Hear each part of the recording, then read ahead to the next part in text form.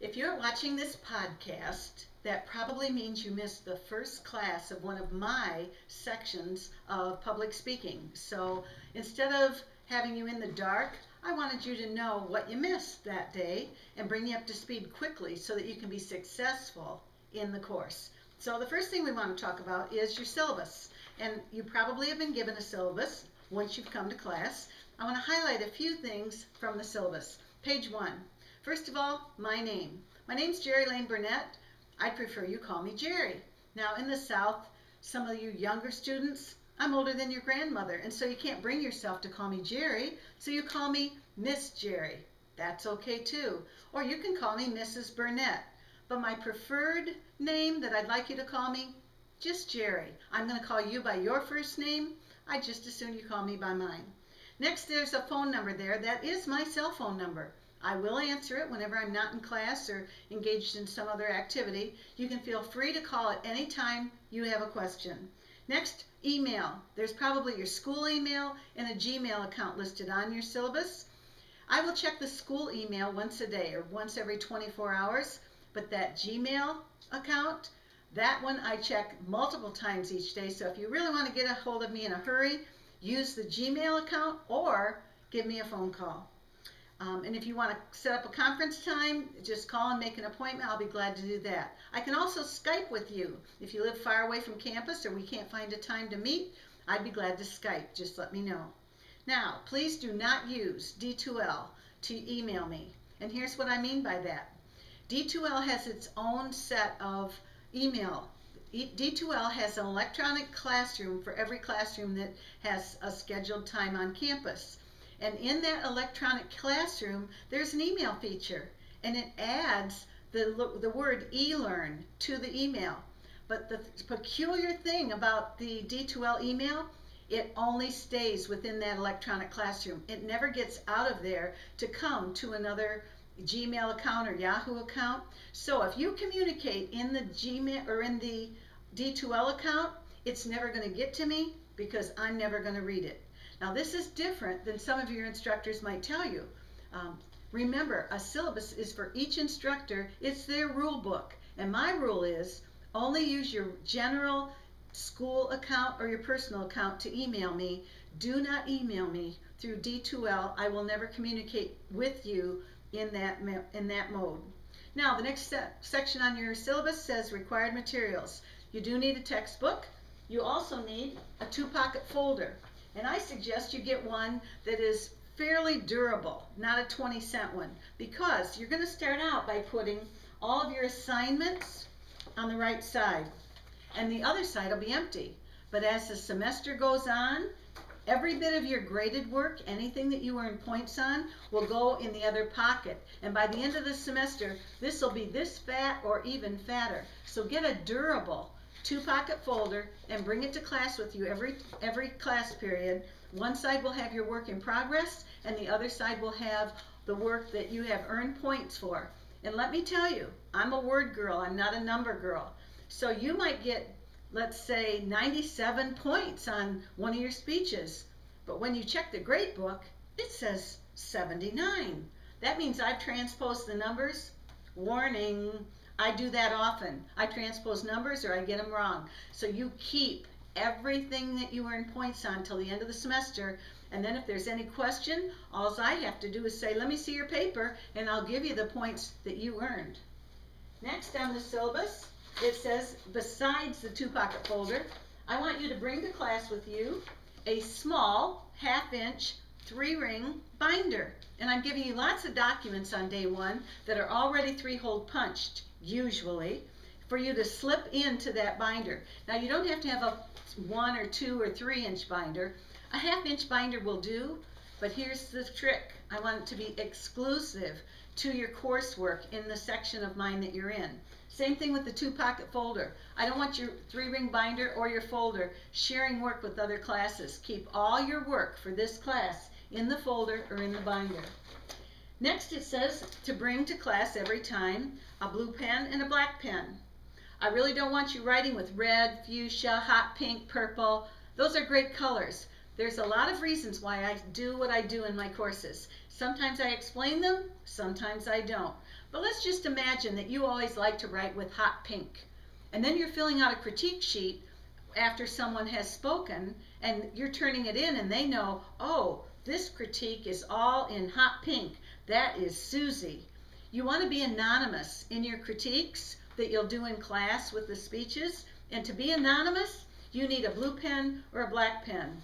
Also, as I get older, I can't see those psychedelic colors. So anytime you're doing any handwritten work, which won't be very often, but anytime you're handing anything in that's handwritten, it needs to be in blue or black ink, and always have a blue pen and a black pen with you when you come to class. So now you know you need the pens, the 3-ring binder, and a 2-pocket folder, and you're good to go. On page 1, it also probably gives you a course outline and goals. I'd like you to read those over, but I'm not covering those now in this podcast. But on the next page, it's going to talk about the attendance policy. My attendance policy is pretty straightforward. This is probably for you a general education required class. And what does that mean? For some people, they think that means any dummy can take it. Not so. What it means is this course is so important. Employers want to hire people who speak well and write well.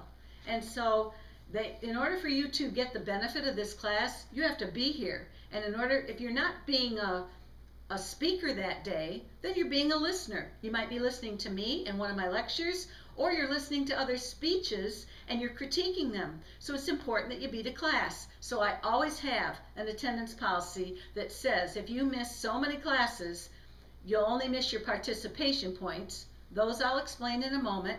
And after you've missed however many classes your syllabus says, your grade's going to come down maybe 20 to 30 points for every absence after that. So read the syllabus, read the attendance policy, and know that I do take attendance every class.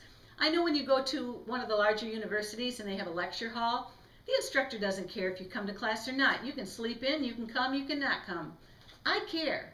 I want you in class. I want you to have everything you're supposed to bring with you to class. You don't really need to bring your textbook to class, but these other things you do. But when you're absent, just know that if you're absent much, it's going to adversely affect your final grade. There's some procedures here, classroom procedures. One of them I want to highlight is, it says here, no eating. No eating in the classroom. I do give a little leeway. Here's what I say. You can eat it if I can't hear it or smell it. And I'm not kidding. If I can hear it or I can smell it, then you shouldn't be eating it during class. Unless if it's a 3-hour class, you might want to eat it on your break. So what could you eat? You could eat some candy or M&Ms. What couldn't you eat? Well, if you're in a night class or a late afternoon class or even an early morning class, and you bring a Whopper or a breakfast sandwich or some other thing that's just radiating with good smells, and people around you are sitting and they're hungry, they're not going to be able to concentrate on the class. They're going to be thinking about your food. So to eliminate that, no food or drink. If you bring drinks to class, they must have a lid on them, but no food unless I can't smell it and I can't hear it. It also says no sleeping. That also means don't lay your head down on your desk and have your eyes open and then say to me, I'm not sleeping. No, we're going to sit up in class. We're not going to lay our heads down, and we're going to pay attention. No children in the classroom. I added that because sometimes I know some of you have young children and your sitter fizzles out at the last minute. And then you email me or call and say, gee, my sitter can't come. Can I bring the kids with me? They'll be good. Well, I'm sure you have really good kids, but don't bring them to class. Electronic device. This is in all my classes. It's a prohibitive use of electronic devices. What that means is you are not going to need a laptop. You don't need to have your cell phone out. In fact, I'm going to ask you to turn your cell phone off and your ringer off. Maybe have it on vibrate. On occasion, I do make some exceptions. Let's suppose your wife is expecting a baby any minute and she's supposed to let you know when she goes into labor, and you want to have that cell phone to vibrate. If you need to, you can leave the room and take the call. But usually that means take everything with you and don't come back into the classroom. Once you leave the classroom, pretty much you're done for the day. Okay? if I see you with electronic use. And I often say I'm old, but I'm not stupid. I've had some students put their cell phone underneath their desk and they're texting away with their thumbs, and they think because they're under the desk that it's hidden and I don't know. There is going to be a penalty for technology use, and I do enforce the penalty. I want no technology use in the classroom, not when I'm speaking, not when other people are speaking. So if you don't obey that no technology rule, your syllabus will tell you what the penalty is, and it's usually fairly stiff, anywhere between 20 and 30 points. Please do not enter the classroom if another student is giving a presentation. Oftentimes your door either has glass in the door, or maybe there are glass side panels that if you're late, if you're running late and you come to class late, when you peek in, if I'm speaking, come on in, no problem. But if another student is speaking, please wait outside the door and don't come in until they're done speaking, and you'll know when they're done. The class will clap or you'll hear some commotion. Come in only between speakers. Okay, that covers that page pretty well. Let's go and see how are you going to earn your grade. Well, first of all, you're going to format your pages properly when you do written work. That means it has an MLA heading on the top. It has black ink on white paper. I don't care if it's double-sided or single-sided.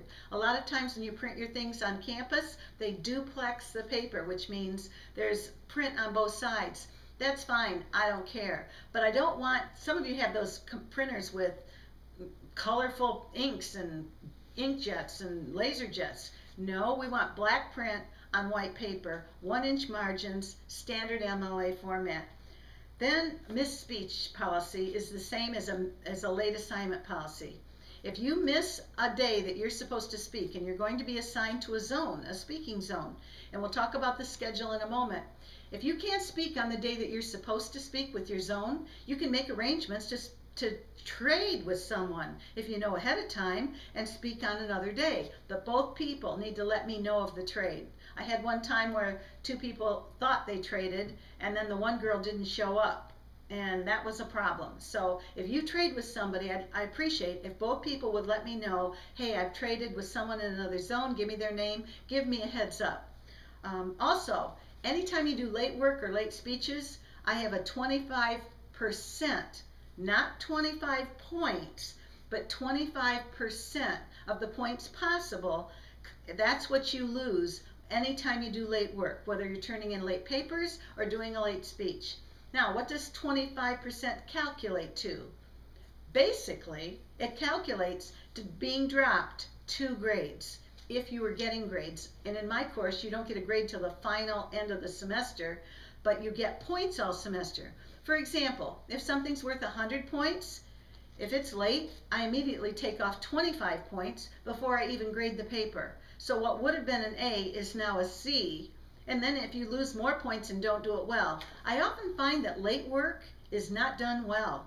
So if you're going to be late, whether it's a speech or it's written work, you would be wise to do it extra well so that you don't bleed any more points.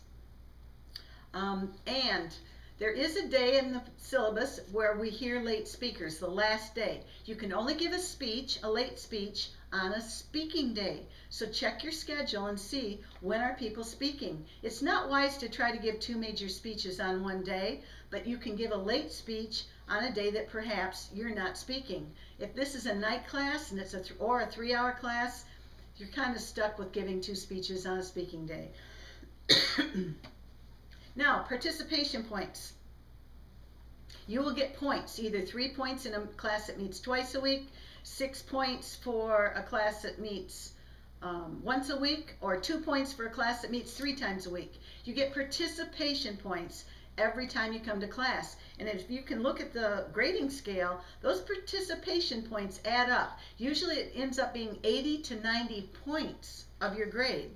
Now, you get those points by just coming to class on time, staying till it's over, and doing whatever we're having to do in the class that day, participating properly. How do you lose the points? If you do even one of those things wrong, you lose your participation points that day. For example, if you come late that day, you'll get a T instead of 3 or 6. I put the number of points in the participation points chart, which I will post during the semester. But if you get the points, it's 2, 3, or 6. If you were tardy, you get a T instead of the points. If you leave early, you get an L. If you're absent, you get an A. And if you come and you're on time and you don't leave early, but you're misbehaving, you're being rude during a speech, or you're just talking to somebody or making some kind of disrespectful remarks to me or another student, you can lose your participation points just by misbehaving. So in order to get all your points, you have to do all those things, and I will be posting that and you can check it. Now let's go up to the grading area. It shows you how you earn your points and how many total points there are for this semester. So your speeches are worth some points, your written work some points. Ungraded short talks, what those are, you will get the points for those no matter whether you do it well or not well. I'm not grading those, but if you just get up and do them, you'll get the points. Last but not least, your last page talks about plagiarism, school closings, disabilities. Be sure and read that other information, but that's basically what I wanted to cover from your syllabus. Next, let's talk briefly about your schedule. The schedule you get, and most everything I give you is on colored paper so that you can distinguish it from all the white papers from all your other classes. On your schedule, some things will be bold in capital letters. That means those are the things that you are responsible to do and to have done by that class period. So when you see something bold in all caps, it doesn't mean it's getting assigned that day. It means it's due that day. Now, all of the things that are just in regular type, not bold, I'm responsible for those. So look over your schedule. You know right now, once you get your zone assigned, if you're in a once-a-week class for 3 hours, you will not have a zone. All speakers speak on the same night if a class only meets once a week. But if you meet 2 or 3 times a week, then you are in a speaker zone, and your schedule will tell exactly what day you're speaking once you have been assigned a zone. And I usually assign zones the second week of class. If you have any questions about the schedule, just remember the schedule and the syllabus. I leave the right to amend them or to change them. Another thing you get on the first day is all the assignments for the entire semester. There won't be any surprises. Nothing comes along later that I say, oh, I'd like you to do this or that. Nope. Today, on your first day of class, you would have gotten all your assignments. Now, do you need to read them all? It'd be good to read them. To read over the assignments tells you what's coming and gets your brain thinking, even while you're sleeping. If you read this over, your brain will be working while you're sleeping, while you're driving down the road, listening to your radio. You'll be kind of getting some ideas for how to complete your speeches or how to complete your work.